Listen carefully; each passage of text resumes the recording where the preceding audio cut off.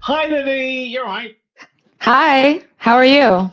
I am good. It occurs to me that we ought to give you some kind of control over this narrative. So, is there anything Taco missed out or oversold or mispronounced? Do you want to try and save No, the day? he did a great job. That was such a kind introduction. Yeah, I think he kind of nailed Nice. it. I work at a company called Amps Digital, overseeing the SEO team and also doing a lot of industry research. So very excited to be here. Thank you so much for having me. No, thank you for being here. Yeah, I think one of the every time Google announces there's a big algorithm update, the whole industry just kind of hits pause and waits for you to publish your analysis Oh, and then geez. goes, okay, here's what's happening. No pressure. No, at all. No, it's a real treat kind of doing the who won and who lost and what's changed and why do we think super good. Okay, so yeah, today's kind of format is the same as it always is. We don't like surprises or change. Why would we work in an industry like SEO? Very bizarre. Yeah, so we're going to do all the usual stuff, some Google News, Bing News. This, as ever, most of it is AI because everything is AI at the moment. And I promise we will try and make some of that practical and talk about some other stuff, but inevitably we'll get sucked into it. Lily, at any point, if you have opinions or disagree, please tell me to shut up and take the mic, and we'll see where that goes. And then, yeah, we'll reserve some time about halfway through to dive into the world of EEAT, and then some Q&A. Cool. Okay. First of all, some housekeeping. If you want to learn any more about the stuff we talk about today, we have a webpage on the internet which contains a list of links where you can go and read more about the topics we cover. All the stuff we're talking about today is there's links, there's information, there's references to articles, there's stuff you can go and explore, dig into more on your own time. If anything we're talking about is confusing or we're using acronyms you've never heard of, very naughty, or you want to go learn more about SEO in general, check out Yoast SEO Academy, where you can kind of backfill on some of the basics and get a feel for what on earth is all this stuff they are going on about. And if you want to go super deep and hang out with the coolest people in the industry, and you haven't already got your ticket, go check out YoastCon. It's in some number of weeks, 3 weeks, 4 weeks, something like that. Days are hard.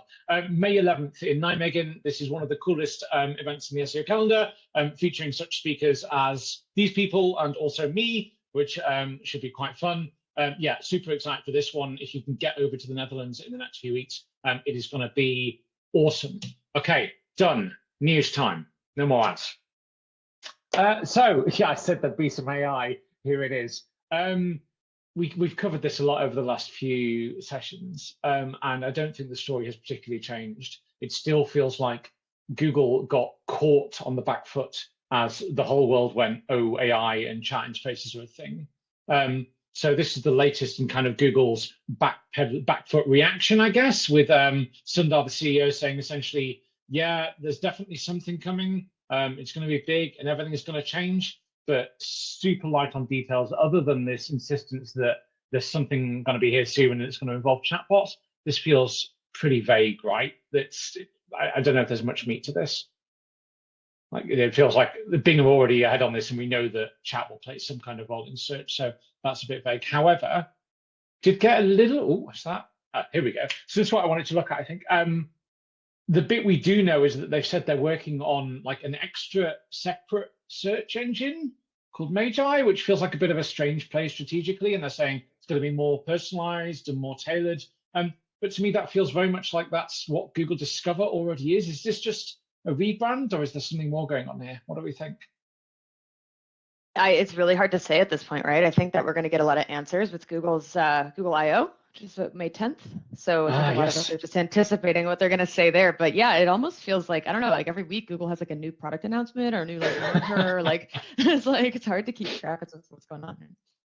Yeah, it is. And I don't think there's any particular need to be hanging on every word. Yeah, certainly Google I/O will bring some new product announcements, but of those that typically tend to be, there's a bunch of stuff coming. Like if they had stuff that was launching today, we'd know about it. So yeah, I don't think there's a lot to do here other than gradually wait and watch for them to maybe do something. Like maybe now is the time finally to say, okay, let's invest some more resources into Bing. I know it's been a bit of a running joke for a while, and they are doing some stuff. But if Google are going to be this slow on getting to the kind of chat interface scene, then maybe it's worth taking, I don't know, 5-10% of your time and going, let's at least check Bing search on Bing Webmaster Tools and see how we're doing and see if we can take advantage of all their new chat stuff. Maybe not. The market share is still not great, right? Yeah, I think there's some basic best practices that people should be paying attention for Bing. Like, for example, they're very like index now functionality. So why not just prepare yourself in case they do a lot more traffic, which I think they already are, but absolutely it's a great idea for SEO. Makes sense. One interesting thing that I think is definitely worth focusing on was the reviews update. So again, we've talked about this, God, I've lost track of how many times, but this was originally the product reviews system, and they had a whole bunch of documentation on best practices for writing product reviews. And it feels like they're gradually just generalizing that, and it's now just reviews, which I think is huge, because originally I know a whole bunch of websites who wrote reviews about services or restaurants or affiliate products or politics or other stuff, looked at these guidelines and thought, oh, that looks really hard. I've got to be authentic and have an expert and have an opinion and have touched and reviewed the thing. And you go, okay, that's tricky, but hey, at least I'm not an e-commerce website. And now, oh, it turns out you're going to do all those things. If you're going to have an opinion on the internet and you're going to review something in the broadest possible term, Google are now essentially insisting that you do that with, hey, some degree of integrity and going into depth and actually knowing what you're talking about. I think that's a great thing for the internet. I think it's going to be super hard for many businesses, right? And this plays right into the EAT ecosystem. Yeah, it's a big deal. I'm writing an article about it right now. I think it's interesting that they changed the language, to your point, from product reviews to just reviews. Now it encompasses many, many more types of sites. But it's important. This is actually the 7th update in this in like 2 years. So they're clearly paying a lot of attention to it. Wow, that's awesome. And I guess the conspiracy theory tinfoil hat angle is this is their rebuttal of the AI ecosystem. If more and more content on the web is going to be generated and probably generic and not differentiated, the place where Google can continue to provide a good experience for its users in an internet that's just clogged with fairly repetitive stuff is they can insist on saying, no, you've got to be an expert. You've got to have handled this thing. You've got to truly understand it. You've got to bring an opinion and integrity in a way that AI might be able to do some of, but there's definitely going to be a gap there. So yeah, this feels smart for them. For sure. Slightly more technical, but I think worth dwelling on briefly. Where do I start with this? So once upon a time, web browsers were quite basic, like you can put text and images on a web page. And nowadays they're much more sophisticated. You can do clever stuff. You can do 3D transformations with CSS, and you can do videos embedded in pages, and your browser can check your location and all sorts of cool stuff. And that enables web developers to build more and more sophisticated things. We can now run quite sophisticated, complex software in the browser. What's changing now is that there's a new standard which allows web developers to access much more firepower from your graphics card in the browser.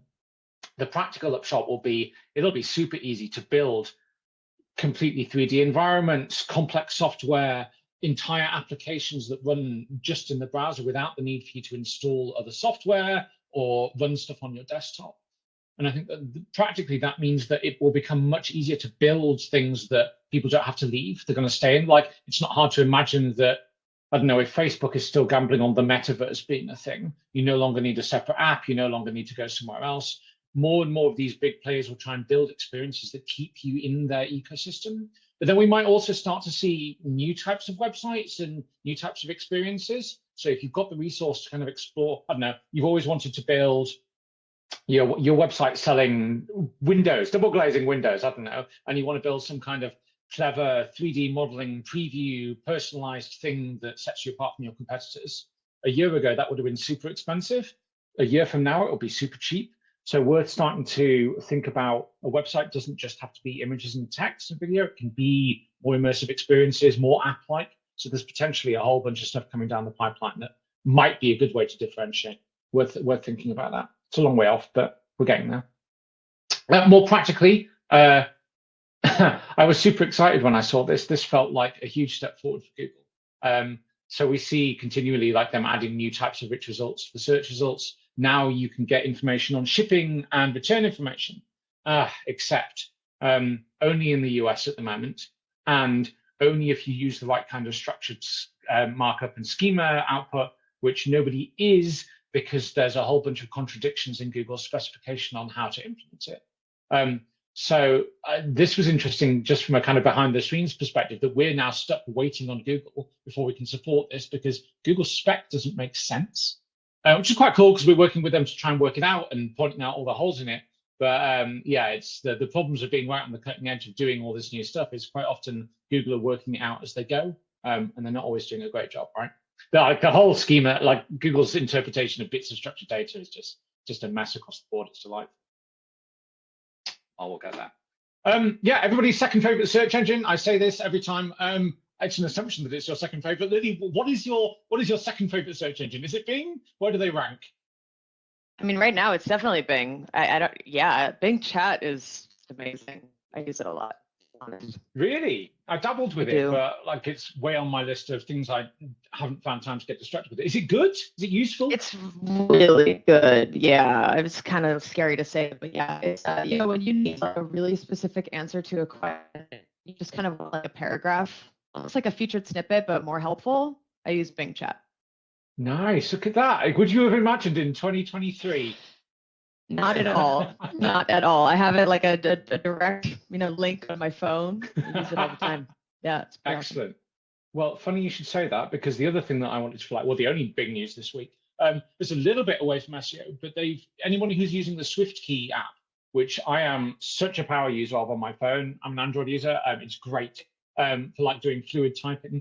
They've just added an interface to Bing AI's capabilities in the keyboard, which feels a little bit weird until you realize that the keyboard app is everywhere. Like anytime you're interacting with anything, you can now invoke this AI capabilities, and the keyboard can read what's on the page. So this is a really clever, sneaky way for them to introduce an assistant capability across your whole device in a way that Google have tried to in a few cases with things like Google Lens and never really got the traction. This is super smart. I think this is a power play that's gone a bit under the radar. So expect to see Bing chat results turning up everywhere and in everything. And if you haven't played with SwiftKey, give it a go. It's pretty cool. You can only get the AI stuff in the beta at the moment, but it'll land more publicly soon. Clever, very clever. Okay. AI stuff. I know there's so much of this. I'm really sorry, but it's worth exploring because this is now undeniably going to massively influence all the things, not least of which because Amazon have just joined the game. So we had Google and Bing fighting at the front, and now Amazon are quietly going, yeah, we'll build all the infrastructure to allow other people to do stuff. I haven't seen anyone build anything on this yet. I don't know if you have, Lily, but this is the next big player, right? Yeah, not quite. Can you hear me okay still? Yeah, fine. Okay, great. No, I mean, honestly, it's like there's so much happening that it's really hard to keep tabs. Yeah, I feel like just like staying ahead of what's happening is like kind of what we're all doing on my team, but haven't seen this in particular yet. No. Cool. No, me neither. And it feels like a slightly different ecosystem than like the Google ChatGPT stuff. But I can guarantee there's people now building big stuff in the background on this that will land elsewhere.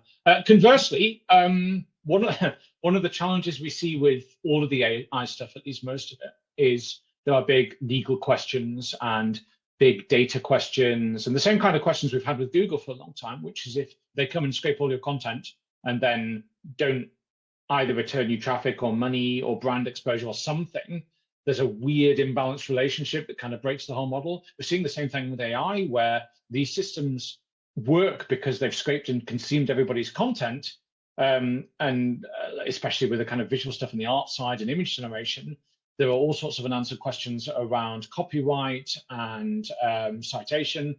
All of that's really tricky. One of the things that might go some way to solving that is an open source AI model like Dolly, where the data it's been trained on and is used to function is checked and tested and licensed. So this certainly isn't as big or as good as some of the other kit out there, but it is more kind of ethically and morally sound. And obviously open source is good, yay. Everyone can contribute and feed into it. So maybe this is one to watch. And if you're wanting to try getting your hands on some stuff to use it and build it, this might be a better bet than ChatGPT, for example, which is increasingly legally questionable across big parts of Europe, as it turns out that the way it was trained and the data it was trained on might not have been sourced in a way that was quite correct. And then the really cool stuff, which may be the birth of the Skynet from Terminator. Do you want to talk about this, Ellie? I've been chatting a lot, and I've barely touched this stuff, but it's super exciting. I haven't had the chance to set any up either. I know that a lot of people in this space are playing with it. Like with Auto GPT, I think that there's ways to ask it. Like the big example they're using right now is like ordering a pizza. So you can just say, order me a pizza. I want a pepperoni pizza. This is my address. And then it kind of does the work for you, looks up a pizza place and knows your address. It actually does the phone call, calls the people. I mean, it's amazing. It's just happening so quickly. Yeah, no, it is for sure. Like I went to bed one day and woke up and I was 2 days behind on this, and it had already transformed the web and I'd missed it. But yeah, this is really cool. And the idea is essentially, rather than having like an AI chatbot, you give one AI chatbot a task, and that chatbot's job is to carve that task into other tasks and to give that to other AI chatbots, and they all spawn sequences of stuff and then bubble up response. And now as they can read the web and phone external APIs, they start to get really powerful. It's super clunky still at the moment, but this is a space worth watching. And it goes back to the same kind of challenges that we've seen with Google and rich snippets for quite some time, which is if all your website's content is doing is kind of a commodity information on the page and you just sell something for a price, you're really going to struggle to attract and retain eyeballs and audiences. And this just puts more and more pressure on brands to have a mission, have a purpose, create content that solves users' problems, give people a reason to want to visit your website and consume that information, because otherwise all of these systems will bypass the conventional web. People will just say, I want a pizza, and it will find the closest, best, highest rated one. So your recipe page on your blog isn't ever going to get visited unless it is truly useful or interesting or differentiated or valuable, etc., etc. And then, yeah, briefly, you touched on this just now. Big swathes of Europe, starting with Italy, are starting to ask very serious questions about whether or not these systems, and ChatGPT specifically, is legal, can be legal if it was trained on data that might have contained bad stuff or illegally acquired stuff, or even stuff that contains people's information and they haven't consented to that. Then this is a really hard situation, especially as OpenAI can't just go and tweak ChatGPT to remove that information, because in the process of training that system, you don't retain those specific bits of data. So you'd have to essentially throw the whole thing away and start again, which is not a cheap exercise. Don't bet on any single one of these as like the winning tech, because the legal challenges here might unpick some of it. Yeah, okay. And it's interesting. OpenAI has been updating its terms of service. Like they've recently been providing more guidance about how they want people to refer to the product. If something is leveraging ChatGPT, like API, like a tool or a product, they want you to say, this is leveraging ChatGPT, like front and center. So this is really fast, and I think it's going to be really interesting to see whether or not people comply. Because what's the incentive to say that, right? Are they going to get sued? Yeah. Who knows? Oh, that really is interesting. Yeah. Nobody's going to comply, right? The kind of people who are wanting to do generative stuff at scale don't want to slap a third-party brand on it. Huh. Okay, some WordPress news. Oh my word, it's AI again.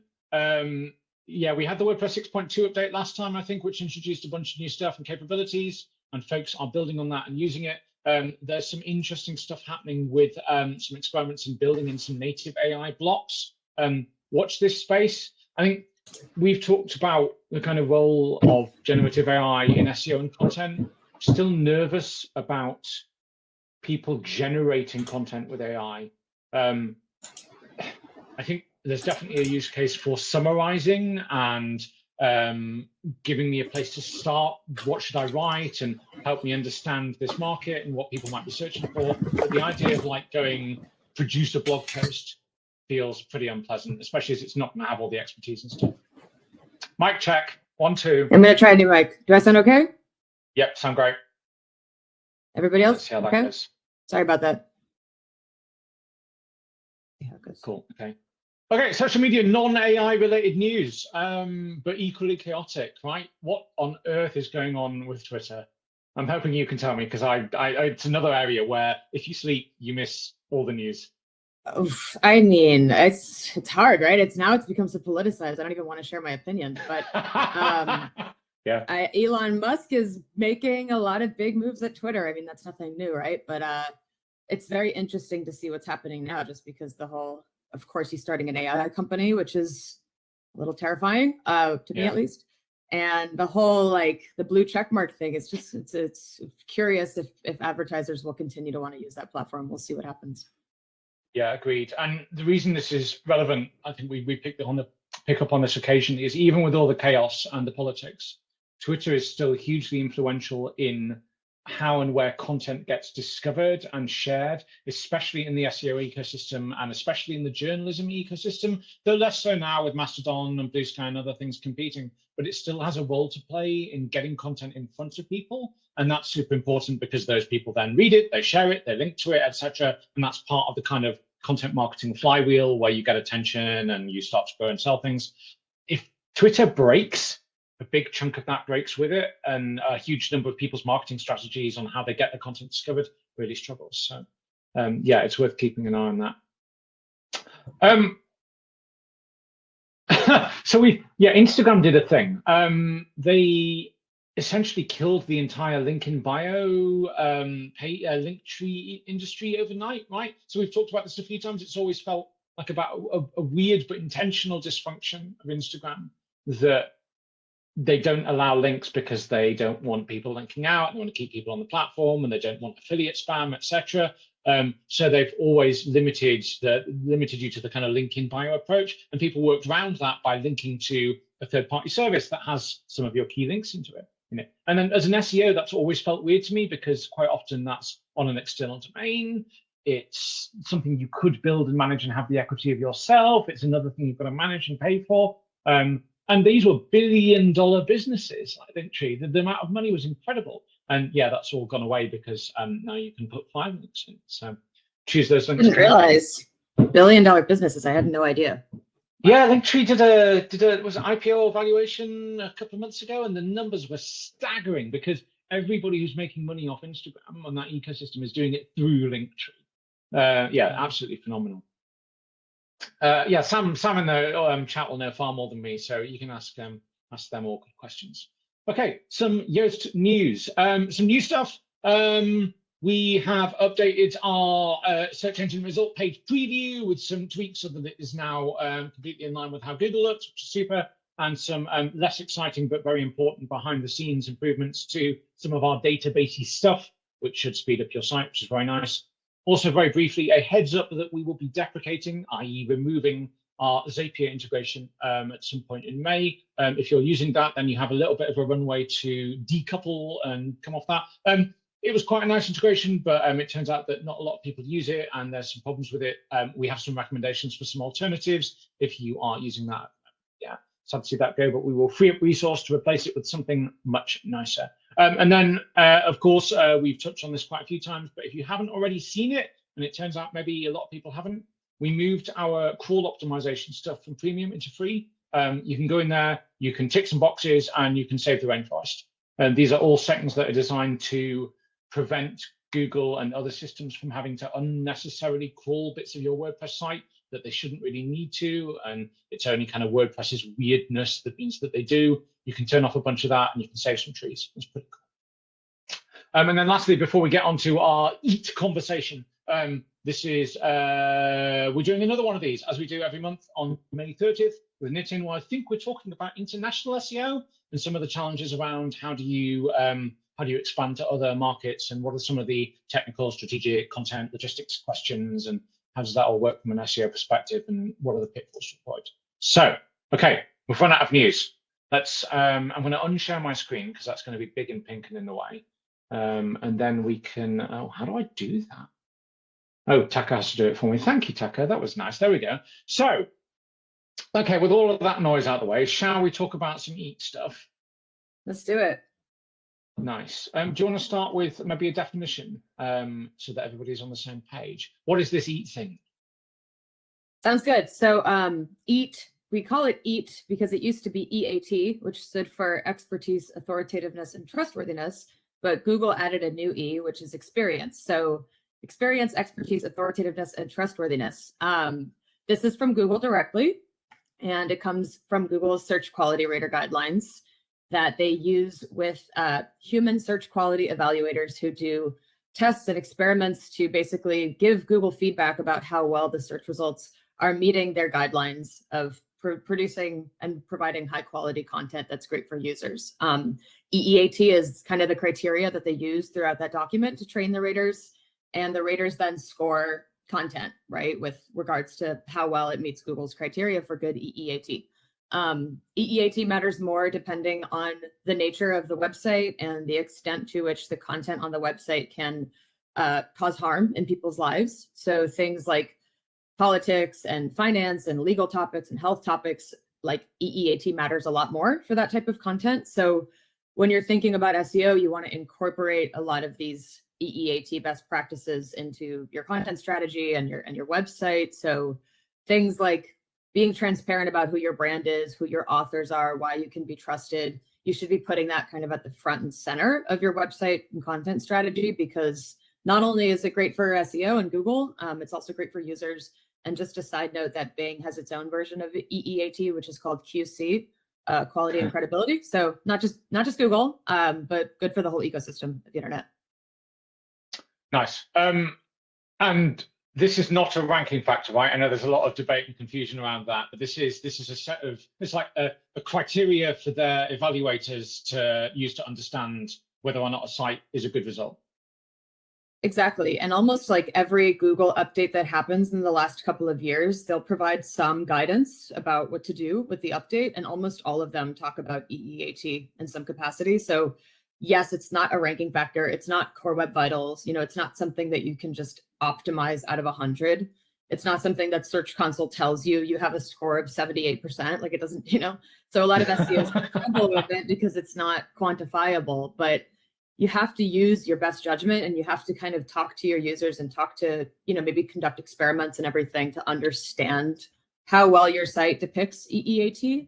And just know, like, Google's constantly refining what this looks like. So different algorithm updates are evaluating it. But yeah, it's not quantifiable. It's not a direct ranking factor. Makes sense. So let's do an example. I have a website selling pet insurance. What do I do? Where do I start? How do I know what I should do? What should I prioritize? What's my to-do list? Yeah, so you know, pet insurance is what we call your money, your life, because I mean, it's your pet's life, but it's still something that's near and dear to everybody's hearts. So you do have to concern yourself with EEAT for sure, which means, why can I trust this brand? How do I know they're going to take good care of me? Do they have good customer support? What are the reviews? Did they help other consumers in the time of need? You know, what are the third-party review websites saying about the brand?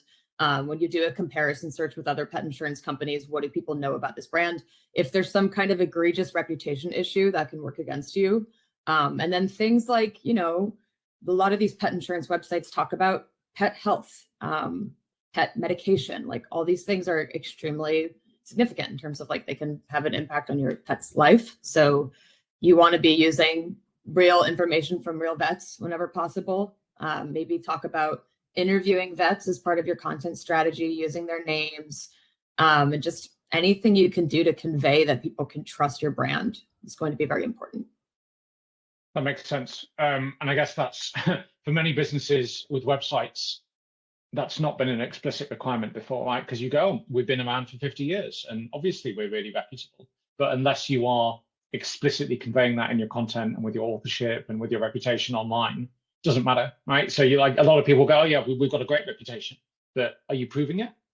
Exactly. I think Google had to do this kind of change or update to its algorithms because for a long time, this didn't really matter, right? Like in theory it mattered, but it wasn't something Google was looking as closely at algorithmically. So we had this environment where a lot of people were providing a lot of content without EEAT. Maybe they were using auto-generated content, which I'm sure we'll talk about later, but like they're looking for keywords to optimize and they're writing a lot of content, even though they're not a vet. And what does that lead to? Bad information, dangerous information. And now we're just talking about pet insurance right now, but think about all the different topics that people were providing bad health advice, bad legal advice, just because it ranked well and it had a lot of volume. Yeah. So they had to protect themselves because there was a lot of misinformation circulating on Google. And this really kind of doubled down around the time of the 2016 election in the US, where misinformation was rampant, and Google really took that very seriously. Yeah, makes sense. What kind of things do you think Google might measure? And obviously it's big and amorphous, but what kind of signals might they look for, and might they quantify? Like, how are they understanding this? I think that a big place that they look is the information that they have in their knowledge graph. So, like if you type a brand name or an individual name, if that person's reputable enough, you'll see a lot of enhanced information in the search results about who that person is, what Google thinks their job title is, or what they're known for, books that they've written, music that they've published, whatever the case may be. Like, Google's collecting this entity information about brands and people and what they do, what they're known for. Like, if you type any author name, you're going to see this really robust knowledge panel about that person. And now you're starting to see more and more features in Google directly that'll say, if you type a journalist's name or an author's name, it'll give you a little carousel of all the new content that they've recently written, even if it's across different publications. They also have features like about this result or about this author. So when you Google something nowadays, you get these 3 little dots in the upper right corner of the search result. Yeah. And you can see what we know about this site or this brand. And there's a lot of information there. So they've been harvesting this for a long time. So I think like the more you can do to prove and even like build out the people that work at your company, why your brand is well known. I work with a lot of sites, and my agency, we work with a lot of companies where we know what they do, but when you read the about page, it's very unclear, right? Yeah. It's like, you didn't answer the question of where are you guys? What do you do? Just being transparent. Yeah. That's nice. And it feels like you mentioned kind of like the role of people there. It feels like whilst brand as a concept is still super important, you need a strong brand, you also need to be focusing on the individual humans who work there, who have opinions and expertise. I think that's hard to balance, right? So brands want to be an anonymous kind of front, but then we're also saying that you need to be championing your people and showcasing them. Yeah, that's to me the most effective and interesting strategy as well. There's a lot of examples of sites on the internet where, like one example is Condé Nast Traveler. They have a wonderful EEAT strategy. So if you read Best Hotels in Mexico City, you'll see the 2 authors that wrote that content.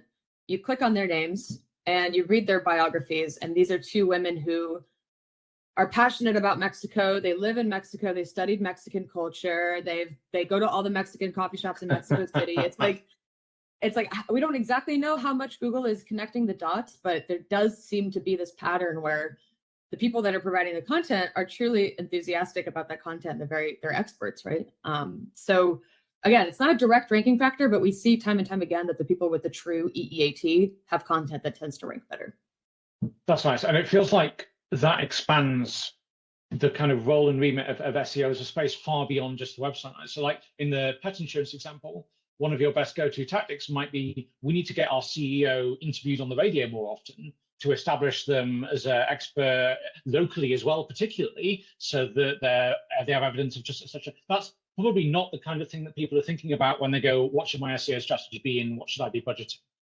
Oh yeah, I mean, yeah, we have clients, like for example, we have a skincare client where there's the woman CEO is a well-known, dermatologist, and it's like we're doubling down on connecting her, press like visibility and the things that she's doing from a personal branding standpoint with the brand, because Google really does seem to say, oh, there's a real expert behind this brand, therefore we trust the brand more. So if there's real accountants that work at your tax company, which there should be, right? Like, are they reading the blog? Are they fact checking the SEO content? There's often a disconnect, but the reality is like, and a lot of people have this question, well, how does Google actually know they're an expert? Google knows because experts have expert opinions and insights that they can change and modify the content to reflect expert consensus on certain topics. So it's really important to bring those people into the conversation, even if it's just like a quick interview, so they can kind of enhance your content. Makes complete sense. I know one of the things that frustrates me as an SEO, but also just somebody who uses the web, is I see a lot of companies who have a blog, and the blog is just somewhere where their articles live. And those, you can see they've been clearly written just to have some keywords in them and to try and rank. And there's like this huge gap where maybe now this actually makes these blogs really good resources. Maybe now businesses go, you know what, in order for this to be, for it to be worth us doing this, we need to be demonstrating that we have opinions and showing our people, etc. Maybe now is when the blog becomes a thing again. The corporate blog no longer relegated to the back room. Yeah, actually, well, there's an example that I've been using for a while because it just keeps working. It was a site that I worked with maybe like 2006, so a long time ago, and it was a tattoo artist, and he gave me all the information while he was tattooing. He just like told me all these best practices about tattooing. I wrote the article, little optimized for SEO, and it just continues to rank on first page of Google to this day. We haven't changed it. What's the consistent factor there? The expert kind of wrote the article, right? With their expert knowledge.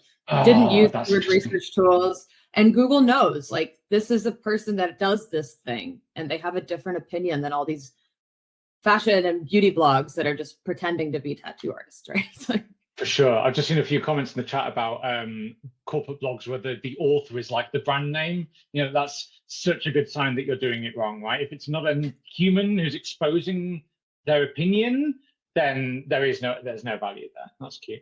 You raised an interesting point though, I thought, which was so you wrote the article using the expertise of the tattoo artist. I think there's probably a lot of businesses who outsource or ghostwrite their content, or maybe now generate it via AI.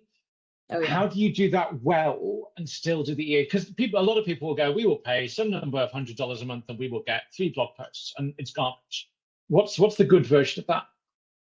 Yeah, see, that's the thing. Like, yes, I mean, everyone and their mother right now is using ChatGPT to create content. And like, of course, GPT-4 especially is so impressive. And like, there's no doubt that the content that it creates is at least decent. You know, like, this is helpful and interesting. But the reality is, like, regardless of the fact that the output is going to be slightly different from person to person, it's all saying the same thing. Like, it's not actually providing a completely new idea on the topic, or at least not anything particularly interesting. So if you want to use that, that's your own decision. But like, you have to really talk to an expert, because every time you talk to an expert who does this stuff all day, I guarantee you they're going to say something different and new, especially if you really like get to the bottom of what their feelings are. So I really encourage people to think about that, because Google actually has patents that highlight net new information that other pages haven't shared before. Wow. And that's the direction they're going in. If you read the search quality guidelines, they've doubled down on what they call effort and originality. You're not going to get that from AI tools. No, you have to extract it from the experts, right? So there's a whole new role here for the SEO space for like interviewing well and extracting information. I know I've spoken to dentists, and they like, how do you go from this is a dentist to here is a compelling, interesting web page? There's a big gap. So there's a real skill set in that bridging. Interesting. And there was an interesting comment in the comments. Where else would it be? Interesting comment saying multiple authors. That's an interesting point. So you mentioned your example, multiple people. That feels like that's not common. Is that how do you do the EAT thing when you've got 4 people whose name is against this post? Yeah, you know, some of the biggest and best sites on the internet as far as EEAT are concerned, like Healthline comes to mind. They often use more than one author, or they'll have one author and one expert reviewer, or 3 expert reviewers. Like if you're writing an article about psychology or pharmaceuticals for, you know, like mental conditions, mental health, right? You need like a psychiatrist or someone to be vetting that content. So, and often you need multiple. So I think it's very common, and that maybe you can speak to the WordPress and the Yoast component. Like we've started to say like, oh, we need multiple authors on this content, or an expert reviewer, you know? Yeah, there's a plugin, I can't remember the name, multi-author something that allows you to do this in WordPress. We did a bunch of work making it compatible with Yoast. It's not ours, but it plays reasonably nicely with the schema, I think. So worth checking out. Yeah, that's a whole new space for Healthline's phenomenal. Like this person has reviewed this snippet of this content at this date, really, really powerful. Okay, I think maybe one more before we do some Taco Q&A. What is next? So we went from EAT to EEAT. This feels like a journey that's going somewhere. How does this unfold? What do we need to be thinking about as the next step, etc.? Taco's just linked to the multi-author thing. Yes, that is the one. Excellent. Awesome. But yeah, sorry. Where do we go next? How do we get ahead of this? Yeah, I loved the addition of the new E for experience. It's what's really interesting to me was the timing. Like the new E for experience came out right around the time of ChatGPT. I don't think that the two things had anything to do with each other because Google was already on a mission for the last year or two, especially with the product reviews updates, to highlight the importance of real life experience for many topics.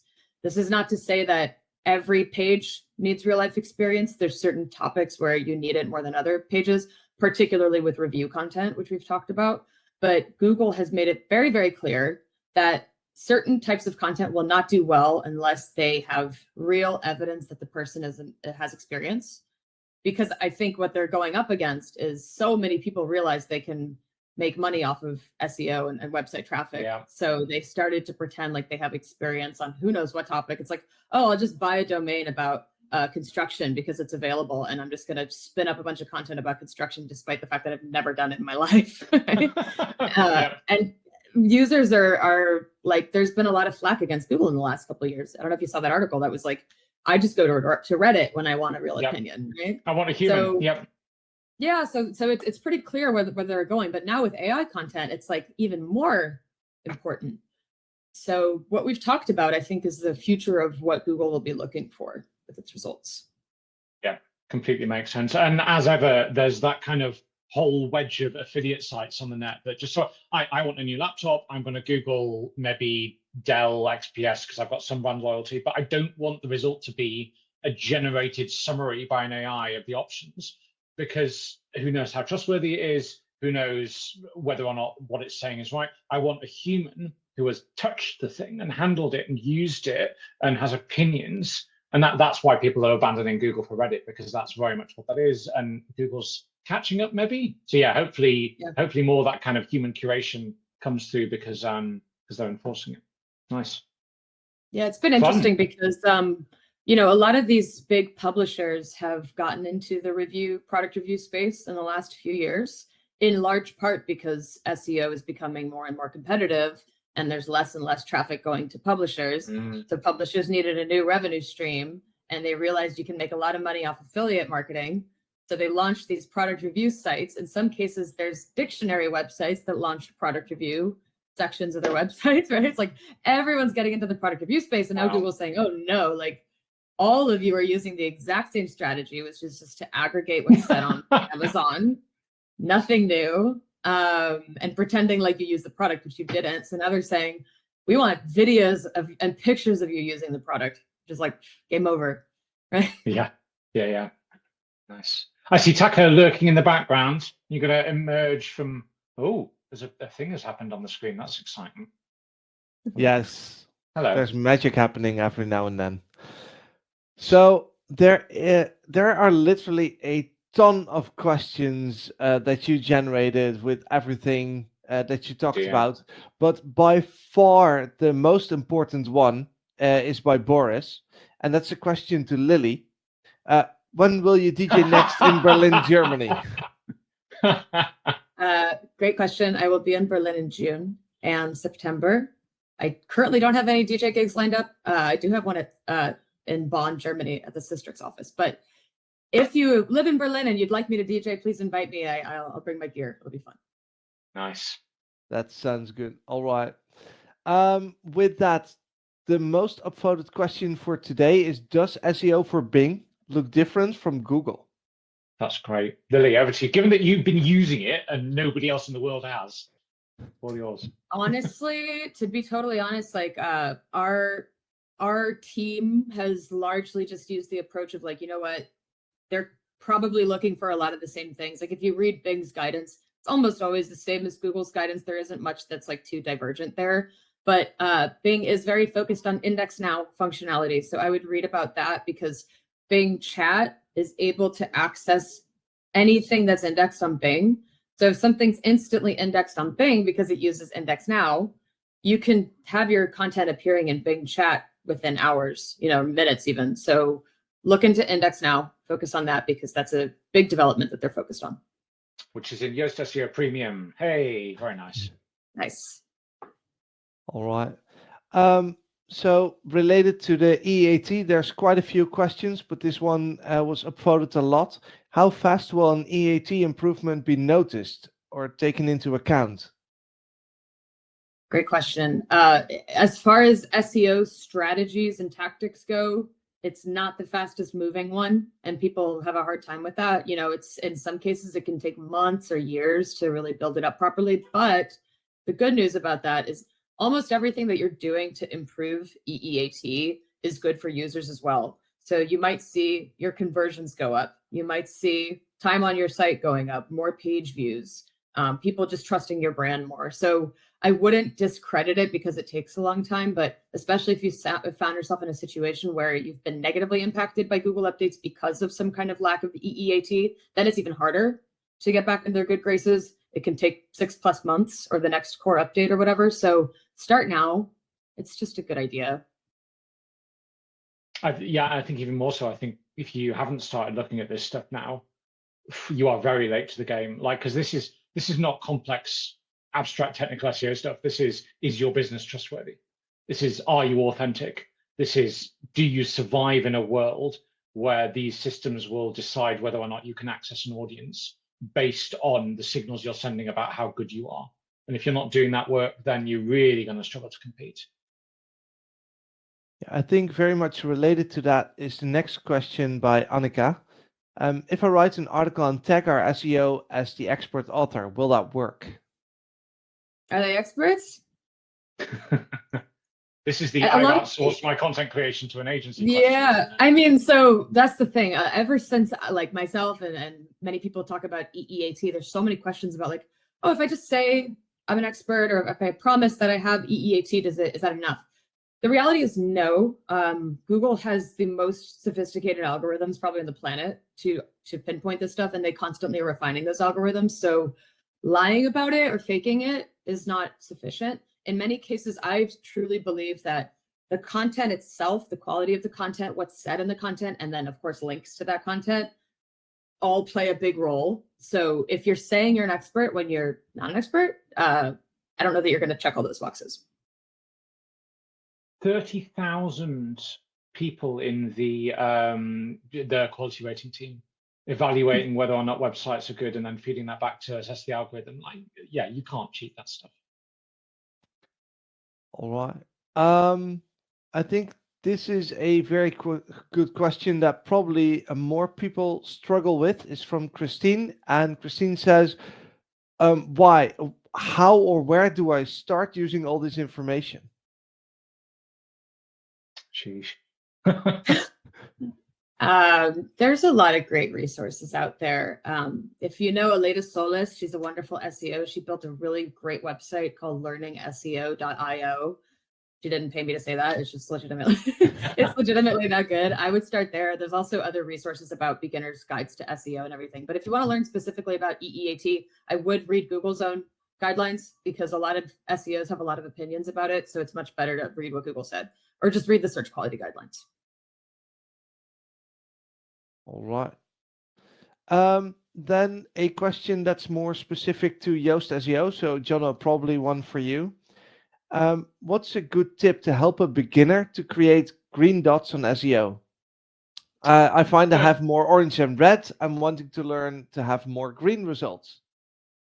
I guess the simple and slightly lazy answer is follow the feedback you get in the assessments. So if you're struggling because your content isn't structured very well, or you're overusing the passive voice, or whatever it is, follow those guidelines and work through them. And sometimes it's tricky. You might fix one and degrade the other.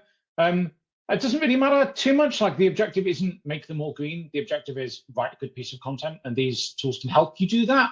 But they're not the be all and end all. If you find that you're struggling to perfect it, then maybe you might find you want to spend that time somewhere else. If you want kind of more general advice and guidelines, go check out Yoast SEO Academy. There's a whole bunch of stuff in there that will walk you through it all and the principles. But yeah, don't obsess too much, but yeah, follow the advice. That is a good advice to start. Yes. Then we have Adi, who is also very active in the chat. saying keyword stuffing is discouraged. How will Google's AI prioritize our content without a lot of keywords to help it understand? Natural language processing, right? Like Google's been investing in this technology for what, 20 years. Look at what ChatGPT and OpenAI can do, right? I mean, this is an arms race to see who can better understand human language. I think that the idea that you would need a lot of keywords for them to understand is just an outdated idea at this point. They're really able to understand context and how language works. Nice. Let me see. There's a few new questions popping up. This one is actually interesting as well. It's also more related to Yoast SEO. Does it hurt if I change my site representation in Yoast SEO from business to personal? And does that impact Google News? Ooh, good question. It won't hurt, but I would pick the right one based on whether or not your site is representing a business or an individual person. It does change a whole bunch of how we construct and output the structured data and schema in the background, but both approaches can work in Google News and Google Discover. I would, just make sure that you're picking the one that makes the most sense for you. And then if you're picking organization, fill in the logo and the tagline and so on. If you're picking person, definitely go and spend some time filling in what languages does this person speak, where did they go to school, what's their areas of expertise. You can do all that in the profile, I think, if you're on Yoast SEO Premium, and double check that. But yeah, go and make sure that you've really represented whichever entity it is. So how does that work? For example, Lily's website is about her as a person, but also representing a business. How does that work? Which one would be correct? It depends. Look, he said it. Like there's sometimes a grey area with things like professional freelancers and stuff where you are the business. It doesn't make too much of a difference. If you are in that grey area, Google's going to understand that reasonably well. But if you are selling pet insurance, make sure you pick organization. If you're me and you're blogging on your own website, pick person. Don't worry too much about it. All right. There is a new question coming in. Jamie asks, how important is Search Console? Extremely important. I don't know. I use it every day, all day, every day for everything. Yeah. So I couldn't live without it. I mean, it doesn't mean it's a perfect tool, but if you care about Google traffic and search and discover and news, it's the best tool that you have. Yeah, it's the only actual source of data we get from Google. All the other SEO tools are scraping and approximating and guessing and chasing each other's tails. Yeah, it's not perfect. It would be nice if there were more in there and if the data were more reliable, for want of a better word. But yeah, it's a good kit. All right. Then I think it is time for a final question. So if you are still here with us in the webinar and you really, really want your question asked, then now is the time to put it in. Before we go to the final question, there's a question by Michael just coming in. Is there too much focus on domain authority? I see the both of you smile. This is interesting. It depends what you mean by focus. If you mean the messages in my LinkedIn inbox that are selling links, yes, the answer is yes, there's too much focus. What do you think, Jono? I guess we need to clarify. Do you mean the metric from Moz, which attempts to understand how likely a site is to rank based on its link profile, or the concept that a domain is a thing that should have some kind of value? I wouldn't pay too much attention to either. There's definitely too much focus on both. I think, and this loosely aligns with how Google talk about it. The internet is made of pages, not domains, and it's pages that are really important. And yes, internal linking is super important. And when you have lots of pages together about the same kind of thing, you create a hub of those that might be a domain, and links and content and authority and EAT on that domain might be better than if they were somewhere else. But yeah, the whole mental model for thinking about domains is probably the wrong one. Page is where it's at. And like, especially if you look at EEAT stuff, you want to be looking page by page by page by page by page by page by page until you die of old age. Like that's how you prove that you're trustworthy and authoritative. You do it everywhere, not at domain level. All right.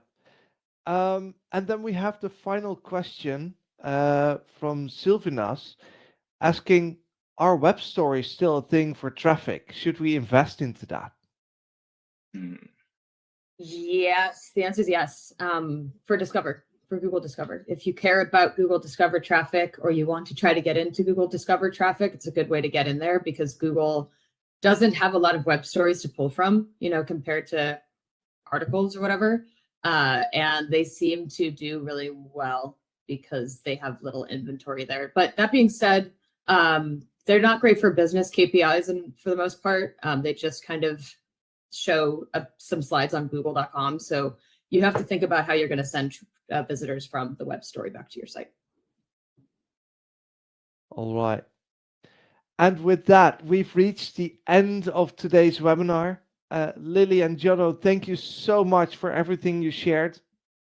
I know that we could go on for at least another hour because there's so much to talk about, but let's do that another time. And to everyone joining us today, thank you so much for joining. And I hope to see you all at YoastCon.